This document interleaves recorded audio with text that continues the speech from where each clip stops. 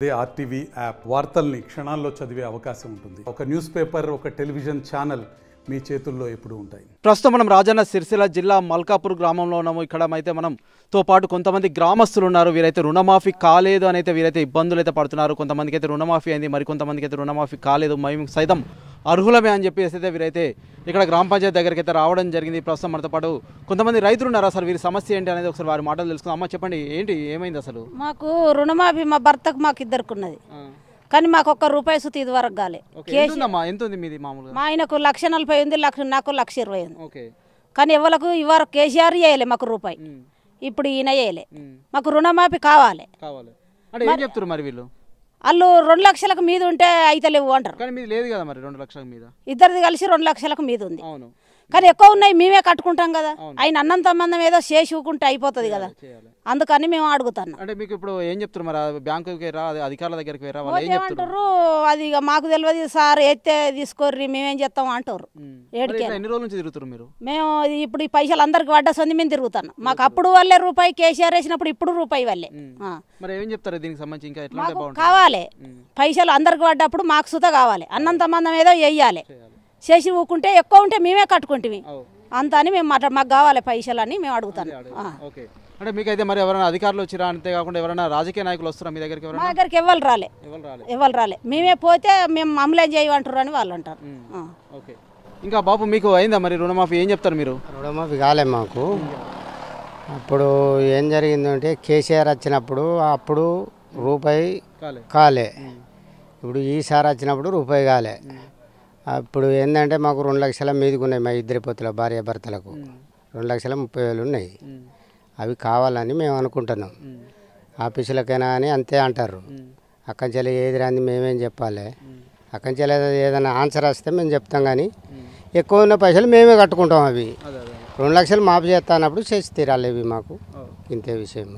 అంటే ఏమేస్తారు మీరు పంటలు మామూలుగా ఇక్కడ? పంటలు వరి, పత్తి, ఇదే పని మాది.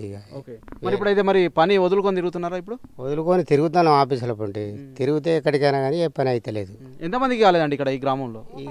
పట్టేంత మంది 20-30 మంది, చాలా మంది. మరి ఇప్పుడు వ్యవసాయ అధికారులు అయితే వస్తున్నారా మరి ఇక్కడికి? ఎవ్వరు రాలే ఇంతవరకు. అంటే ఇవాళ వ్యవసాయ అధికారులు అయితే వస్తున్నారు, అంటే దీనికి సంబంధించి కొన్ని పత్రాలు అయితే తీసుకుంటామని చెప్పి కొంత ప్రచారం అయితే కొనసాగుతుంది. అంటే మీకు తెలిసిన ఆ విషయం? ఇవాళ మేడం వస్తానన్నది, ఏవో మేడం మరి వచ్చి ఏం చెప్తుందో ఏం కథనో తెలియదు. అది కొంచెం అయితే వస్తుందట. అంటే మీరు వెయిట్ చేస్తున్నారు మేడం వస్తే ఏం చెప్తుందో అని? మేడం గురించే వెయిట్ చేస్తాను. మీరైతే వస్తుందని భావించరా? రుణమాఫీ అందరికైనా నాకు అవుతుందని మీరు అనుకున్నారా? అవుతుందని అనుకుంటున్నాం, కానీ ఇక ఏం చెప్తుందో మేడం వచ్చిన వాళ్ళే ఎరకైద్ది. అంటే ప్రస్తుతం అయితే ఇప్పుడు ఇక్కడ గ్రామ పంచాయతీ దగ్గర మేడం కోసం ఎదురు చూస్తున్నారు మీరు? ఎదురు చూస్తాను, అందు గురించే అవి కావాలి మాకు ఖచ్చితంగా. మల్కాపూర్ గ్రామాలకు సంబంధించి అయితే వ్యవసాయ అధికారి అయితే వస్తున్నారు. దీనికి సంబంధించి మరి వారు ఏం చెప్తారు ఏంటి అనేది వీరు ఆతృతగా అయితే ఎదురు చూస్తున్నారు. ఉదయం అనంతపల్లి, మధ్యాహ్నం అయితే మల్కాపూర్ గ్రామానికి అయితే వస్తామని చెప్పేసి అయితే కొంత సమాచారం అయితే మాకుంది.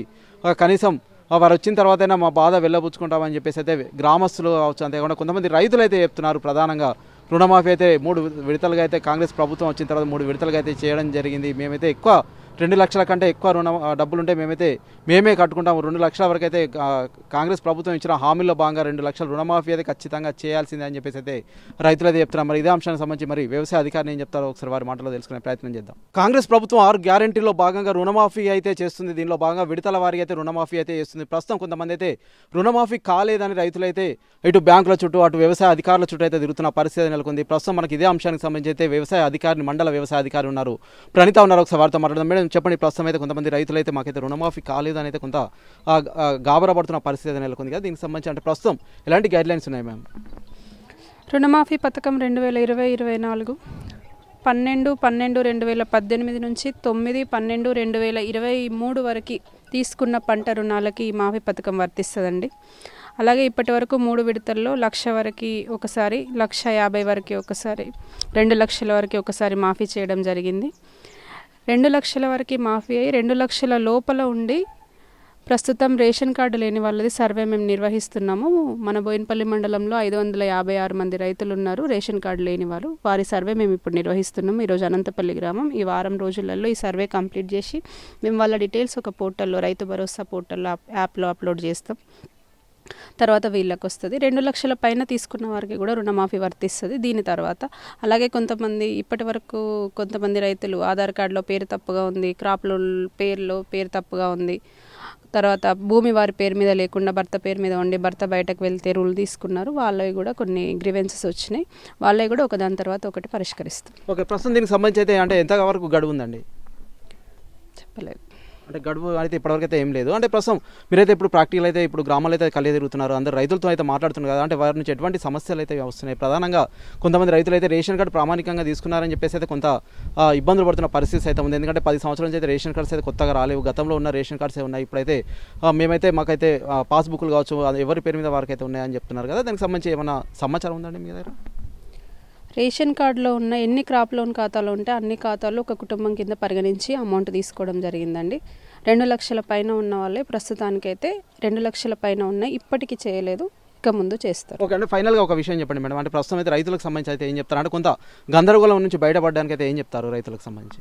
అందరికీ వర్తిస్తుందండి, బాధపడకండి. ఓకే, ప్రస్తుతం మనం అయితే చూస్తున్నాము ఇక్కడైతే కొంతమంది రైతులు అయితే మాకైతే రుణమాఫీ కాలేదని అయితే కొంత ఆదుపడుతున్న పరిస్థితి నెలకొంది. ఏదైనప్పటికైతే మండల వ్యవసాయ అధికారి ప్రణీత అయితే ఇప్పుడు గ్రామాలు అయితే కలియదురుతున్నారు, అందరికైతే వర్తిస్తుంది. 2 లక్షల వరకు ఎవరైతే రుణాలు తీసుకున్నారో అందరికైతే రుణమాఫీ వర్తిస్తుందని అయితే వారైతే చెప్తున్న పరిస్థితి అయితే మనం చూడొచ్చు.